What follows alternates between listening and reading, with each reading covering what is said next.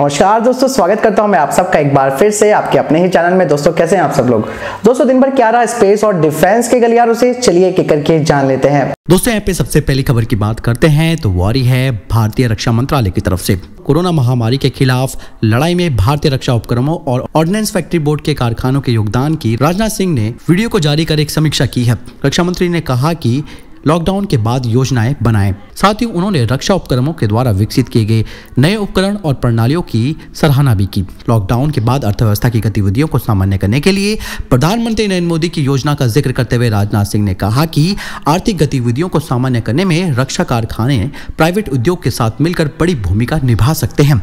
रक्षा उत्पादन विभाग, रक्षा मंत्रालय, आयुध कारखानों और सार्वजनिक रक्षा उपक्रमों द्वारा प्रधानमंत्री केयर्स फंड के योगदान की प्रशंसा करते हुए उन्होंने कहा कि इन सब के कर्मियों ने अपना एक दिन का वेतन के जरिए करीबन 77 करोड़ रुपए का योगदान दिया है। आपको बता दें कि आयुध कारखाने यानी कि ऑर्डिनेंस फैक्ट्री बोर्ड और रक्षा उपक्रमों की कुछ इकाइयां गैर रेड जोन में स्थित हैं, जहां पहले से ही गतिविधियां शुरू कर दी गई हैं। दोस्तों यहाँ पे अगली खबर की बात करते हैं तो अमेरिका को लेकर आ रही है। आपको बता दें कि अमेरिका आखिर वाकई में चालाक है और इसकी चालाकियों का समय समय पर आप ये समझ सकते हैं कि खुलासा होता रहता है। आपको बता दें कि कोरोना वायरस संकट के बीच भारत सरकार के ट्विटर हैंडल को लेकर अमेरिका का बदला रुख सामने आया है। व्हाइट हाउस ने प्रधानमंत्री नरेंद्र मोदी, प्रधानमंत्री कार्यालय, राष्ट्रपति भवन समेत भारत के कुछ ट्विटर हैंडल को अचानक से अनफॉलो कर दिया है। दरअसल अमेरिका अन्य देशों या उसके राष्ट्र अध्यक्षों के ट्विटर हैंडल को फॉलो नहीं करता है, मगर भारत के ये हैंडल्स अपवाद के रूप में फॉलो किए गए थे। लेकिन अब अमेरिका ने अपने रुख में बदलाव किया है। अब व्हाइट हाउस अमेरिका के बाहर किसी को फॉलो नहीं कर रहा है। दरअसल कोरोना वायरस के इलाज के दौरान जब उसको जरूरत थी तब उसने भारत से रिक्वेस्ट करी और जब भारत ने दवाइयां मुहैया करा दी तो उसने भारत के प्रधानमंत्री कार्यालय, राष्ट्रपति भवन को भी फॉलो कर लिया था। उस दौरान ये खबर काफी ट्रेंड भी की थी क्योंकि व्हाइट हाउस ने भारत को काफी सारी वैल्यू दे दी थी। दोस्तों अमेरिका ने ये क्यों किया, कैसे किया, ये अभी तक सामने नहीं आई है, लेकिन एक चीज तो सामने आ गई है, वो है अमेरिका की चालाकी कि वक्त पड़ने पर वो किसी के साथ भी कुछ भी कर सकता है और ऐसे ही उसने भारत के साथ किया है। दोस्तों आपको क्या लगता है अमेरिका के इस रुख से, आप जरूर मुझे कमेंट सेक्शन में लिखकर बताएं।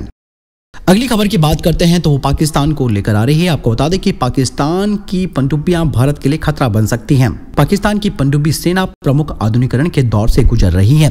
पिछले 5 सालों में पाकिस्तान ने अपनी पनडुब्बी बल को अपग्रेड करने के लिए चीन और तुर्की के साथ 2 प्रमुख पनडुब्बी सौदे किए हैं। 2015 में पाकिस्तान ने कराची शिपयार्ड में चीन से संभावित ट्रांसफर ऑफ टेक्नोलॉजी के साथ 4 निर्माण के प्रावधान के साथ 8 हैंगर जो कि टाइप 42 युआन क्लास की पनडुब्बियों की खरीद को मंजूरी दी। इसके बाद 2016 में पाकिस्तान ने तुर्की स्थित हथियार निर्माता STM को $350 मिलियन मूल्य के ऑगस्टा 90B सबमरीन आधुनिकीकरण परियोजना पर दस्तखत किए।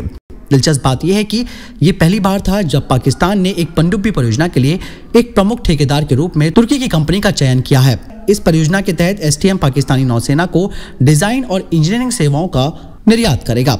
चीन और तुर्की के साथ पनडुब्बी सौदे पाकिस्तानी नौसेना के लिए प्रमुख गेम चेंजर होने की उम्मीद है। इसके साथ ही आपको बता दें कि पाकिस्तान अब अपनी नेवी के लिए छोटी पनडुब्बियों पर ध्यान केंद्रित कर रहा है, जिन्हें मिड जेट सबमरीन कहा जाता है। आपको बता दें कि पाकिस्तान अपनी पनडुब्बियों में विशेष रूप से ओवरस और गुप्त संचालन के लिए कॉस्मोस MG-110 पनडुब्बी का इस्तेमाल कर रहा है। ये पनडुब्बियां 1990 के दशक की शुरुआत से ही सेवा में हैं और इनका जो लाइफ है वो खत्म होने वाली है। इन पुरानी पनडुब्बियों को बदलने के लिए पाकिस्तान ने छोटी पनडुब्बी बनाने का प्रस्ताव दिया है। पाकिस्तान के रक्षा उत्पादन मंत्रालय ने साल 2015-2016 में पाकिस्तान ने अपना जो लक्ष्य रखा था 2017-18 का, उसमें इन छोटी पनडुब्बियों के विकास और निर्माण को सूचीबद्ध किया गया था। पाकिस्तान के रक्षा मंत्रालय के दस्तावेजों में उल्लेख किया गया है कि ये छोटी पनडुब्बियां स्वदेशी डिजाइन और उत्पादन पर आधारित है। दोस्तों आपको बता दें कि अभी हाल ही में एक डिफेंस अपडेट में मैंने बताया था कि जिसमें उपग्रह से, सैटेलाइट से प्राप्त जो चित्र थे वो मिले थे, उसमें पाकिस्तान ने स्वदेशी रूप से कई छोटी पनडुब्बियां विकसित की हैं, उनके बारे में पता चला था।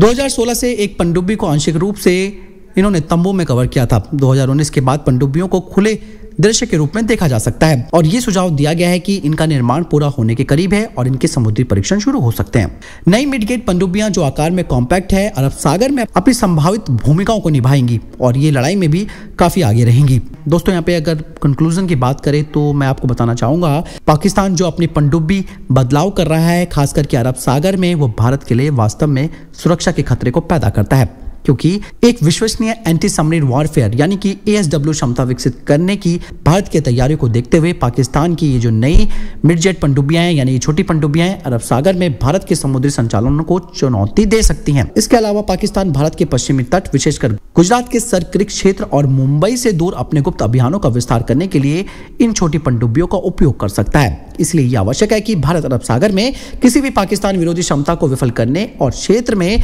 भारत के समुद्री सुरक्षा हितों की रक्षा करने के लिए अपनी पहचान और ट्रैक क्षमता को मजबूत करे। बाकी आपका क्या कहना है दोस्तों इस बारे में, आप जरूर मुझे कमेंट सेक्शन में लिखकर बताएं।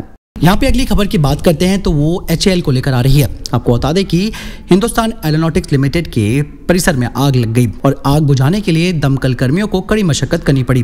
पुलिस के मुताबिक करीबन सुबह 9 बजे केमिकल में आग देखी गई और आधे घंटे के बाद आग की लपटें काफी बढ़ गई। कुछ देर में ही फायर टेंडर मौके पर पहुंच गए, हालांकि दोपहर तक इसे नियंत्रित नहीं किया जा सका। मैग्नीशियम स्क्रैप स्कॉट पाइल में आग लग गई थी। 8 फायर टेंडर को सेवा में लाया गया, पूरे क्षेत्र को बंद कर दिया गया और आग को अलग कर दिया। आपको बता दें कि एक बयान में HAL ने कहा कि उसके फोर्स और फाउंड्री डिवीजन के स्क्रैप यार्ड में विस्फोट हो गया। आगजनी में किसी के हताहत होने की सूचना नहीं है और साथ ही ये भी खबर निकल कर आई है कि आग लगने से किसी भी संपत्ति को कोई नुकसान नहीं हुआ है, कोई हताहत नहीं हुआ है और इसकी जांच जारी है। अगली खबर की बात करते हैं तो वो अमेरिका की UFO को लेकर आ रही है। अमेरिका में साल 2004 से 15 में UFO यानी कि अनआइडेंटिफाइड फ्लाइंग ऑब्जेक्ट देखे जाने की घटनाओं से जुड़े कई वीडियो पेंटागन ने शेयर किए हैं। इतिहास पर नजर अगर डालें तो दुनिया में सबसे पहले जर्मनी के न्यूरेमबर्ग में अप्रैल 1561 में लोगों ने आसमान में बड़े ग्लोबस, विशालकाय क्रॉस और अजीबोगरीब प्लेट जैसी चीजें देखने का दावा किया था। उस समय के चित्रों और लकड़ी के कटिंग से उस घटना की जानकारी मिलती है। हालांकि कहा जा रहा है कि UFO देखे जाने का फेवरेट स्पॉट अमेरिका है। अमेरिका के टेक्सास में साल 1897 में लोगों ने सिगार के आकार की कोई बड़ी चीज देखी जो कथित तौर पर विंडमिल से टकराई। दोस्तों अगर बात करें भारत की तो भारत में भी कई बार UFO देखे जाने की कहानियां सामने आई है। भारत में 15 मार्च 1951 में एक फ्लाइंग क्लब के 25 सदस्यों ने सिगार के आकार की कोई चीज देखी जो करीब 100 फीट लंबी थी। UFO अचानक कुछ देर के बाद आंखों से ओझल हो गया। साल 2008 में कोलकाता में आसमान में तेजी से एक बड़ी चीज देखी गई। इससे कई रंग निकलते हुए दिखाई गए। यहाँ तक कि भारतीय सेना के जवानों ने लद्दाख में अज्ञात चीज को आसमान में देखा। बताया जाता है कि 7 महीने के दौरान अरुणाचल प्रदेश की सीमा पर सेना ने करीब 100 UFO मूवमेंट्स देखे हैं। यानी कि दोस्तों UFO की जो बात अभी तक कही जाती थी वो अब सही साबित होती हुई दिख रही है, क्योंकि अमेरिका की तरफ से भी ये बातें सामने आ चुकी है। पेंटागन ने इसकी तस्वीरें शेयर करी है। उन्होंने कहा कि कई बार UFOs हमारे देश में देखे गए हैं और उन्होंने खुद भी कहा है कि UFO का सबसे फेवरेट जो स्पॉट प्लेस है वो अमेरिका है। बाकी दोस्तों आपको UFO के बारे में कितनी विश्वसनीयता लगती है, वाकई में क्या UFOs होते हैं, आप अपनी समझ के हिसाब से क्या सोचते हैं, आप जरूर मुझे कमेंट सेक्शन में लिखकर बताएं। तो दोस्तों ये थे अभी तक के टॉप डिफेंस और स्पेस अपडेट्स। वीडियो के संबंध में प्रश्न जवाब या आपको कोई सवाल है जरूर मुझे कमेंट बॉक्स में लिखकर पूछ सकते हैं। इस वीडियो के लिए इतना ही, मिलता हूं एक नई वीडियो के साथ, तब तक के लिए अपना ध्यान रखिएगा। नमस्कार, जय हिंद, जय भारत।